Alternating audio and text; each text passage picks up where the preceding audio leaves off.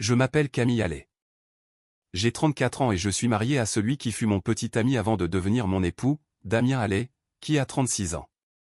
Ensemble, nous avons 3 enfants, Léa, 8 ans, Hugo, 6 ans, et Chloé, 4 ans. Ce sont le genre d'enfants qui remplissent une pièce sans même essayer. Léa parle avec ses mains et pose des questions qui mettent les adultes mal à l'aise. Hugo bouge comme s'il était propulsé par un moteur qui ne s'éteint jamais. Chloé croit encore que le monde est essentiellement bon et que les câlins guérissent presque tout. Jusqu'à récemment, je pensais que notre famille les aimait exactement comme ils étaient, mais je me trompais. Ma petite sœur, Alice, et moi n'avons jamais été très proches, mais nous étions fonctionnels. Nous avons grandi en partageant une maison, les fêtes et une compréhension tacite que j'étais la difficile et qu'elle était la facile. Je m'opposais, elle obéissait. Nos parents adoraient cela chez elle. Alice était le bébé, la pacificatrice, celle dont on excusait les erreurs d'un simple « elle ne pensait pas à mal ». On attendait de moi que je sois patiente, indulgente, que je sois la plus raisonnable. Cette dynamique nous a suivis à l'âge adulte. Mais les choses ont vraiment changé il y a 3 ans, juste après qu'Alice a épousé Marc. Marc venait de ce qu'il aimait appeler une famille structurée. Il le disait de la même manière que certains disent « l'élite ». Dès le début, il a observé mes enfants comme on observe des animaux de compagnie indisciplinés, souriant en surface mais calculant tout intérieurement. Au début, les commentaires étaient assez subtils pour que je puisse prétendre que je les imaginais. Léa était un peu dramatique, Hugo avait besoin de plus de discipline, Chloé était trop attachée à moi. Je me disais qu'Alice s'adaptait simplement à son mariage, que les opinions de Marc n'étaient pas les siennes, que j'étais trop sensible. Mais les remarques ne se sont pas arrêtées, elles se sont multipliées. Au réveillon de Noël, Marc a corrigé la tenue à table d'Hugo devant tout le monde. À Pâques, il a félicité les enfants d'Alice pour être restés assis calmement pendant que Léa décrivait avec enthousiasme un livre qu'elle adorait. Pendant le déjeuner dominical, quand Hugo a renversé du jus sur sa chemise, Marc a ricané et a dit assez fort pour que toute la table entende, « C'est pour ça que les enfants ont besoin d'une main plus ferme. » Personne ne nous a défendus, ni mes parents, ni Alice. Et j'ai remarqué autre chose, Alice avait arrêté de nous défendre elle aussi, elle avait commencé à acquiescer de la tête. La goutte d'eau a fait déborder le vase un mois plus tard. La fille d'Alice, Manon, allait fêter ses 7 ans et Alice préparait la fête depuis des semaines, château gonflable, animateur déguisé, gâteau personnalisé, le genre de fête que les enfants entourent sur le calendrier. Mes enfants étaient surexcités. Léa avait fait une liste d'idées de cadeaux, Hugo s'entraînait à un tour de magie qu'il voulait montrer à sa cousine, Chloé insistait pour emballer son cadeau elle-même, même si cela a nécessité 3 essais et beaucoup de rubans adhésifs. Puis, 2 jours avant la fête, mon téléphone a vibré. Un message de ma mère, « Tes enfants pourront regarder la fête sur le direct vidéo. » J'ai fixé l'écran, convaincu d'avoir mal lu. Je l'ai appelé immédiatement. « Comment ça, regarder la fête ?» Il y a eu un silence assez long pour me nouer l'estomac. « Eh bien, Alice pense qu'il vaudrait mieux que tes enfants ne viennent pas cette année. » J'ai senti ma poitrine se serrer. Pourquoi? Elle a peur qu'il soit un peu trop haut pour la journée spéciale de Manon. Trop. 4 lettres qui ont effacé des années d'histoire familiale en un instant. J'ai raccroché et j'ai appelé Alice. Sa réponse est venue rapidement, presque répétée. « Il n'y a pas de malentendu, » a-t-elle dit calmement, « tes enfants ont une influence négative sur les miens, je veux que l'anniversaire de Manon soit parfait. » Influence négative, j'ai répété ces mots, essayant de comprendre comment on pouvait dire ça d'enfants qui ont encore besoin d'aide pour lasser leurs chaussures. Ce sont des enfants, Alice. Pas chez nous, a-t-elle répondu, Marc et moi avons des critères plus élevés. Des critères plus élevés. Je me suis assise dans ma voiture sur le parking d'un supermarché et j'ai pleuré, non pas à cause de ce qu'elle avait dit, mais parce que je savais ce qui allait suivre, je devais dire à mes enfants qu'on ne voulait pas d'eux. Ce soir-là, Léa a demandé pourquoi nous n'allions pas à la fête de Manon. Mais on est de la même famille, a dit Hugo, les sourcils froncés. Chloé a juste demandé si elle pouvait quand même donner son cadeau à Manon. Damien était furieux quand je lui ai raconté. C'est cruel, a-t-il dit, qui exclut des enfants d'une fête de famille. Le genre de personne qui pense que nos enfants sont un problème, ai-je répondu amèrement. Je m'attendais à me sentir vaincu, mais au lieu de cela, quelque chose en moi s'est durci. Je n'allais pas supplier, je n'allais pas argumenter, et je n'allais pas laisser mes enfants croire qu'il y avait quelque chose qui clochait chez eux. Damien m'a regardé et a dit doucement, alors offrons-leur une journée qu'ils n'oublieront jamais. Et c'est là que l'idée m'a frappé, Disneyland Paris. Nous en parlions depuis des mois sans jamais sauter le pas. Soudain, le moment semblait intentionnel, comme si l'univers me donnait un choix. Je n'ai pas dit mes plans à ma famille, j'ai juste répondu dans le groupe de discussion, merci, mais nous avons d'autres projets familiaux ce jour-là. Alice a demandé, quel projet? Je n'ai pas répondu. Pour la première fois de ma vie, j'ai choisi mes enfants plutôt que de maintenir la paix, et je n'avais aucune idée à quel point ce choix allait tout changer. La semaine précédant la fête a été plus dure que prévu. Même avec Disney à l'horizon, mes enfants portaient le deuil de quelque chose pour lequel ils n'avaient pas de mots. Léa a arrêté de parler de la fête, ce qui faisait plus mal que si elle s'était plainte. Hugo a demandé une fois, juste une fois, si peut-être Tata Alice avait changé d'avis. Chloé m'apportait sans cesse le cadeau de Manon en demandant quand nous allions le lui donner. Chaque fois, c'était comme une petite coupure, alors je me suis jeté à corps perdu dans l'organisation. Si mes enfants devaient être exclus, j'allais m'assurer qu'ils ne se sentent jamais indésirables. Damien et moi sommes restés éveillés tard chaque nuit, ordinateurs ouverts, à tracer des itinéraires dans le parc, à réserver des repas avec les personnages et à nous chamailler pour savoir quelles attractions faire en premier. J'ai acheté des t-shirts assortis pour la famille, des pyjamas Disney pour la veille, j'ai même laissé les enfants préparer leur propre petit sac à dos, ce qui a donné lieu à des choix discutables. Pourquoi emmènes-tu 3 peluches?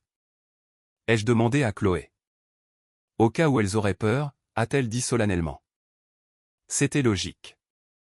La veille de notre départ, j'ai posté une seule photo sur Instagram, les enfants dans leur nouveau pyjama en train de se brosser les dents, des oreilles de Mickey accrochées au mur derrière eux, avec la légende « Au lito ce soir, grosse journée demain ». Je n'ai pas tagué le lieu, je n'ai rien expliqué, mais quiconque nous connaissait pouvait deviner. Samedi matin, nous sommes partis à 6 heures. Les enfants débordaient d'excitation, ce genre d'énergie qui remplit une voiture de bruit et d'anticipation. Quand les portes de Disneyland sont apparues, Léa a eu le souffle coupé, Hugo sautillait sur son siège comme s'il allait passer à travers le toit, Chloé frappait dans ses mains en criant « Le château ». Et d'un coup, la douleur a disparu, du moins pour eux. Nous avons tout fait, les pirates, It's a Small World, les tasses 2 fois. Nous avons mangé des churros au petit déjeuner parce que c'était les règles des vacances. Les enfants ont rencontré les personnages et les ont serrés dans leurs bras comme de vieux amis. Léa a fait une révérence devant Belle, Hugo a hurlé de joie dans Space Mountain, Chloé refusait de lâcher la main de la fée Clochette. J'ai commencé à poster des photos, pas par méchanceté au début, mais parce que j'étais sincèrement heureuse. Et puis mon téléphone a commencé à vibrer, des likes, des commentaires, des messages. Vos enfants ont l'air si heureux, c'est à ça que devrait ressembler l'enfance, les meilleurs parents du monde. Puis j'ai remarqué autre chose, Alice avait regardé chaque story plus d'une fois. Ma mère aussi, ma tante, et quelques cousins que je savais être à la fête. Damien m'a surprise en train de vérifier mon téléphone et a souri, elle regarde, n'est-ce pas? Elle a tout regardé 2 fois. Tant mieux, a-t-il dit, laisse-la faire. Vers midi, la curiosité l'a emporté et j'ai vérifié le groupe familial. Les photos de la fête commençaient à apparaître, le château gonflable, le gâteau, Manon dans sa robe, mais quelque chose sonnait faux. Les sourires semblaient forcés, les enfants avaient l'air distraits. Puis un message de ma tante Claire est apparu, les enfants n'arrêtent pas de demander où sont Léa, Hugo et Chloé. Ma mère a répondu rapidement, ils ont leur propre journée en famille. C'est là que les commentaires ont commencé. Mais c'est l'anniversaire de Manon, a écrit quelqu'un. C'est bizarre sans tous les cousins, a ajouté un autre. Je pouvais presque sentir le contrôle d'Alice glisser à travers l'écran. À 14h07, mon téléphone a sonné. C'était ma mère. Où êtes-vous? A-t-elle exigé. À Disneyland, j'ai dit calmement. Il y a eu un silence. Mais la fête est diffusée en direct. Oh, ai-je répondu d'un ton mielleux, parfait, les enfants peuvent regarder d'ici. Elle a raccroché. 20 minutes plus tard, Alice m'appelait. Comment as-tu pu faire ça sans nous le dire? A-t-elle aboyé. De la même manière que tu as exclu mes enfants sans le leur dire, ai-je répondu. C'est différent. En quoi? Nos enfants demandent pourquoi ils ne peuvent pas aller à Disneyland eux aussi. Et voilà le vrai problème. Eh bien, ai-je dit avec légèreté, ils n'ont qu'à regarder sur le direct vidéo. Elle a explosé. Tu es en train de gâcher l'anniversaire de Manon. J'ai failli rire. Les messages ont commencé à affluer, s'il vous plaît, venez chercher les enfants, ils n'arrêtent pas de pleurer pour Disney, on paiera les billets, ça crée un drame. J'ai répondu une seule fois, peut-être qu'ils auraient dû être inclus dès le début. Le silence qui a suivi était pesant. Nous avons passé le reste de la journée à regarder la parade, à refaire Space Mountain et à finir la soirée avec le feu d'artifice. Léa s'est appuyée contre moi et a chuchoté, c'est mieux que n'importe quelle fête. Et j'ai su alors que peu importe les conséquences, j'avais fait le bon choix. En milieu d'après-midi, Disneyland ressemblait à un rêve dont on ne veut pas se réveiller.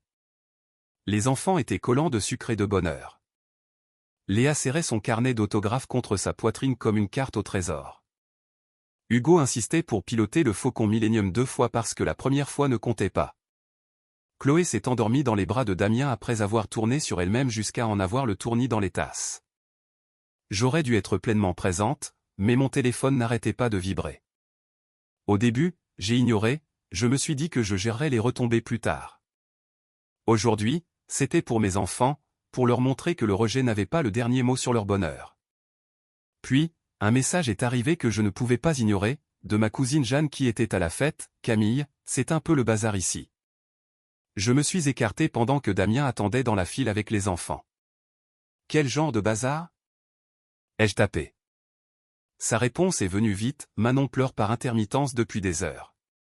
Chaque fois que quelqu'un essaie de la distraire, elle demande pourquoi ses cousins ne sont pas là et pourquoi ils sont à Disneyland à la place. Mon estomac s'est noué, non pas de culpabilité, mais d'une sombre reconnaissance. Ça n'allait jamais rester confiné. Jeanne a continué, les autres enfants demandent à leurs parents pourquoi ils ne peuvent pas aller à Disneyland aussi. Quelques familles sont déjà parties tôt. J'ai expiré lentement. Je n'avais pas voulu ça, ni pour Manon, ni pour aucun des enfants. Mais je n'étais pas prête non plus à prétendre que ce résultat sortait de nulle part. Alice avait créé cette situation. À 16h12, mon téléphone a encore sonné, Alice. J'ai laissé sonner. Quelques secondes plus tard, un SMS, s'il te plaît, appelle-moi. Les enfants ne se calment pas. Puis un autre, Marc est furieux. Maman est bouleversée. Ça part en vrille. Damien m'a jeté un regard, ça va ? Ils sont en train de craquer, ai-je dit doucement. Il a hoché la tête, ça devait arriver. J'ai finalement répondu quand mon père a appelé. Les enfants de ta sœur font des crises de nerfs, a-t-il dit sans préambule, peux-tu s'il te plaît juste venir les chercher ? J'ai presque ri. Papa, j'ai dit posément, Alice m'a dit que mes enfants étaient une influence négative. Pourquoi voudrait-elle qu'ils soient là maintenant ? C'est différent. Non, j'ai répondu, ça ne l'est pas. Il a soupiré. Tu es mesquine. Je suis cohérente. Ce mot a semblé le court-circuiter. Il a raccroché. Les messages continuaient d'arriver. De ma mère, ça cause tellement d'histoires. D'Alice, tu gâches l'anniversaire de Manon. De Marc, ce comportement est extrêmement inapproprié. Je n'ai pas répondu. Puis sont venues les photos. Alice ou quelqu'un de proche a commencé à les poster dans le groupe familial, Manon qui pleure, Théo qui boude, des enfants regroupés autour d'un téléphone pointant nos stories Instagram, le château gonflable vide, le gâteau intact. La fête parfaite s'effondrait image par image. J'ai fixé une photo plus longtemps que les autres, Manon assise sur l'herbe, son chapeau de fête de travers, les joues striées de larmes. Et pourtant, je n'éprouvais pas de regret, j'éprouvais de la clarté. Parce que le problème n'était pas Disneyland, le problème était l'exclusion. À 17h30, Alice a rappelé. Cette fois, sa voix était différente, brute, désespérée. S'il te plaît, a-t-elle dit, viens juste chercher les enfants. On paiera tout, les billets, la nourriture, l'hôtel, tout ce que tu veux. J'ai fermé les yeux. Alice, j'ai dit lentement, ce sont tes mots, pas les miens. Tu as dit que mes enfants avaient un impact négatif sur les tiens. Je ne veux pas risquer de gâcher notre voyage. Elle a pris une inspiration brusque. Tu utilises mes mots contre moi. Oui, j'ai dit, parce que maintenant tu les comprends. Elle a raccroché. Le groupe a explosé. Maman, c'était cruel. Papa, ça ne te ressemble pas. Marc, tu instrumentalises un malentendu. J'ai fini par taper, quand mes enfants ont été exclus, on m'a dit de l'accepter. Je demande juste la même compréhension maintenant. Personne n'a répondu. Nous avons regardé le feu d'artifice ce soir-là, les couleurs éclatant dans le ciel pendant que Chloé dormait blottie contre mon épaule. Léa a chuchoté, « Maman ?» Oui mon cœur. Est-ce qu'on est des vilains enfants? Mon cœur s'est brisé. Non, ai-je dit immédiatement, vous êtes merveilleux, toujours. Hugo a hoché la tête solennellement, comme s'il attendait d'entendre ça. De retour à l'hôtel, j'ai posté une dernière vidéo, les enfants racontant leur moment préféré de la journée, spontané, décoiffé, joyeux. Légende, parfois, les meilleurs souvenirs sont ceux que l'on crée quand on choisit ses proches. En quelques minutes, les messages ont commencé à affluer, non pas d'Alice, mais de tous les autres. Tante Claire, je suis tellement désolé, vos enfants n'auraient jamais dû être exclus. Oncle Robert, voir leur visage aujourd'hui a rendu les choses douloureusement claires. Jeanne, la fête semblait vide sans eux. Même ma mère a envoyé un message tard dans la nuit, j'ai beaucoup réfléchi aujourd'hui. Je ne pense pas que nous ayons bien géré ça. Celui-là est resté non lu pendant longtemps. Parce que pour la première fois, je ne me précipitais pas pour arrondir les angles. Je n'essayais pas de réparer un désordre que je n'avais pas créé. Je me suis allongé dans le lit en écoutant mes enfants respirer, épuisés et heureux, et j'ai réalisé quelque chose d'important, ce n'était pas de la vengeance, c'était des limites enfin imposées. Et les limites semblent toujours cruelles aux personnes qui profitaient du fait que vous n'en aviez aucune. Le dimanche matin était calme, trop calme. Les enfants faisaient la grasse matinée, épuisés par une journée de joie. Damien les a emmenés à la piscine de l'hôtel pendant que je restais en retrait, parcourant les messages ignorés de la veille. Il y en avait des dizaines, la plupart d'Alice. La progression était évidente, la colère laissant place à la panique, puis enfin à quelque chose qui ressemblait beaucoup à du regret. C'est ta faute, s'il te plaît appelle-moi, Manon n'arrête pas de pleurer, je n'aurais pas dû dire ce que j'ai dit, on doit parler. Je n'ai pas répondu. Vers 10 heures, on a frappé à la porte de la chambre. Quand j'ai ouvert, mes parents se tenaient dans le couloir. Nous sommes descendus tôt, a dit ma mère doucement, on doit parler. Ils sont entrés et se sont assis à la petite table près de la fenêtre.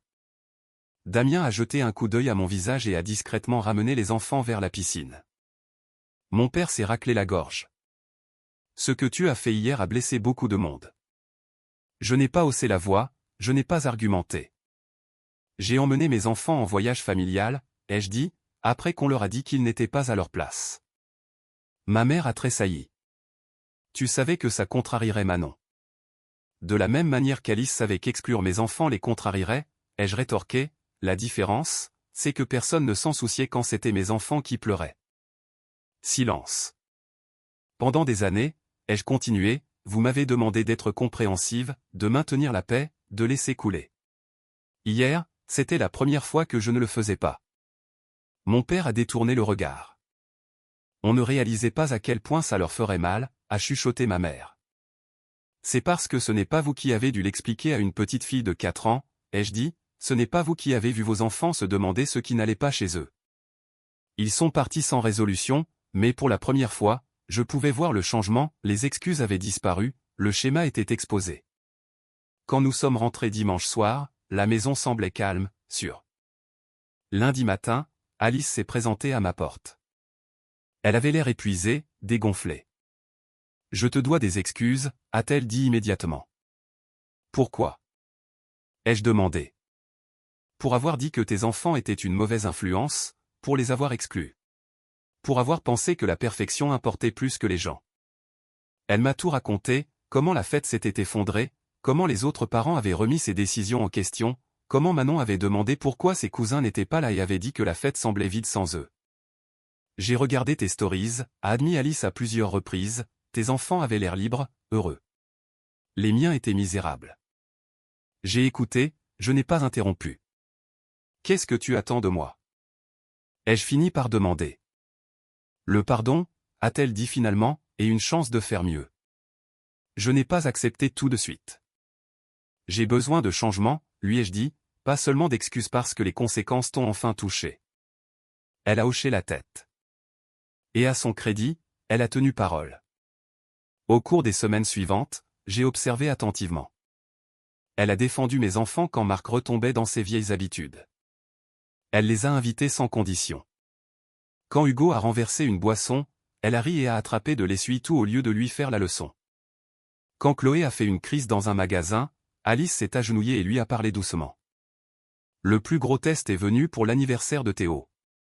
Tous les cousins sont invités, a dit Alice fermement, ce ne sera pas pareil sans eux, et elle le pensait. La fête n'a pas été parfaite. Hugo a fait du bruit, Chloé a été dépassée par le monde, Léa a trop parlé. Personne n'a fait de commentaires.